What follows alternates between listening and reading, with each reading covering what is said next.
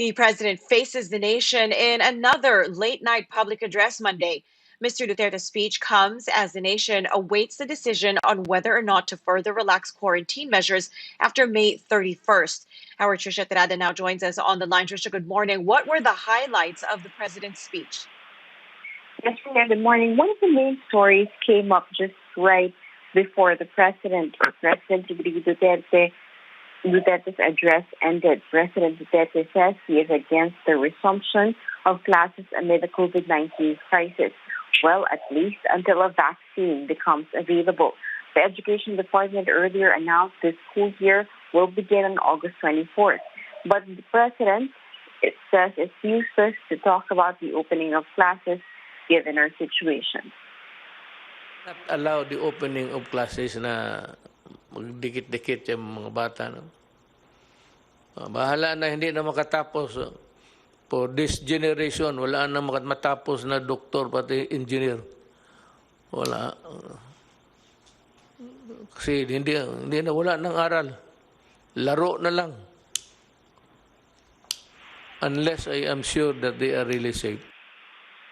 So we have yet to clarify a number of things with Malacanang about the President's thoughts on the school opening. For one, we intend to know if the President is only against physical interaction in school or if classes will be suspended altogether. We will try to find answers to these questions later during Malacanang's regular briefing.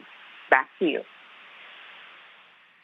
Tricia, there are calls also for the president to remove Health Secretary Francisco Duque from his post. What did the president say about this? Is he going to keep or fire Duque?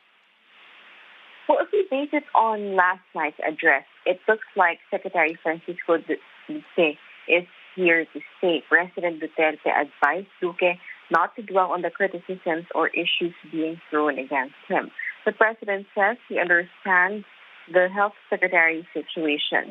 He says it's okay to make mistakes so long as there is no graft and corruption involved. The president even went on to defend the purchase of medical-grade protective equipment.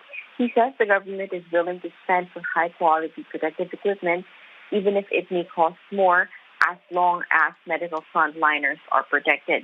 He doesn't want to put a health worker's life at risk. The president is also not in favor of recycling protective equipment.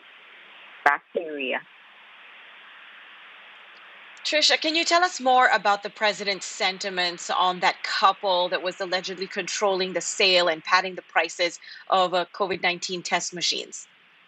Well, President Duterte finds this a crucial matter. In fact, he has ordered the National Bureau of Investigation to look into the allegations against the Omnibus Corporation, a local supplier and distributor of medical equipment. Lawmakers have earlier raised concerns over the alleged overpricing of testing machines by Omnibus. Reports say the company is being run by a couple. Now, President Duterte puts a name behind the Omnibus Corporation. It's the couple, but Duque denies knowing them. Budget Management Undersecretary Christopher Lau explains Omnibus is the exclusive distributor of cancer testing equipment in the Philippines. The company earlier offered to sell an automated extraction machine for 4 million pesos. Senator Ping Lacson earlier claimed that a direct purchase from Sansure would only cost the government 1.75 million pesos. Other local distributors joined the bidding for the same equipment at higher prices, according to Lau. Lau also says, in the end, Omnibus lost the bid. The country bought the equipment from a Hong Kong-based exclusive distributor. Omnibus complained about the government not respecting its exclusive distributorship. So officers from Sansure met with the DBM to resolve the matter last week. The Philippines is negotiating a direct purchase with Sansure, bypassing Omnibus so the government can get it at its best price. Presidential spokesperson Harry Roque brings up an existing law against profiteering as possible basis for an NBI's investigation. Ria?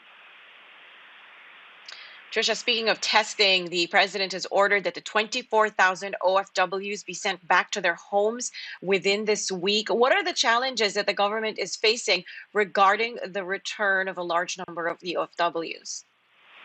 President Duterte himself says there's a problem with some LGUs still refusing to accept OFWs in their communities, fearing, of course, for their safety. But national leaders assure the local government that all 24,000 OFWs tested negative for COVID-19.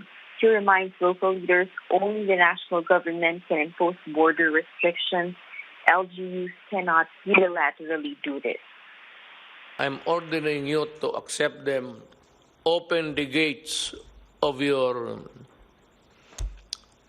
territories and allow the people and allow the Filipino to travel wherever they want. One, in the name of humanity.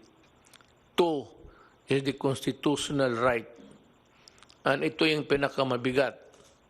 It is the constitutional right of people to go home, to travel and go home.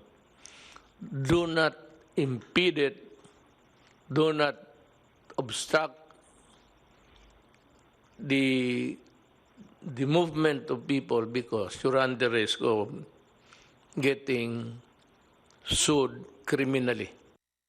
President Duterte says he learned from Labor Secretary Silvestre Bello that at least 62,000 OFWs are expected, or 62,000 more are expected to arrive in the country. Ria? Thank you very much for that, our Trisha Terada reporting there.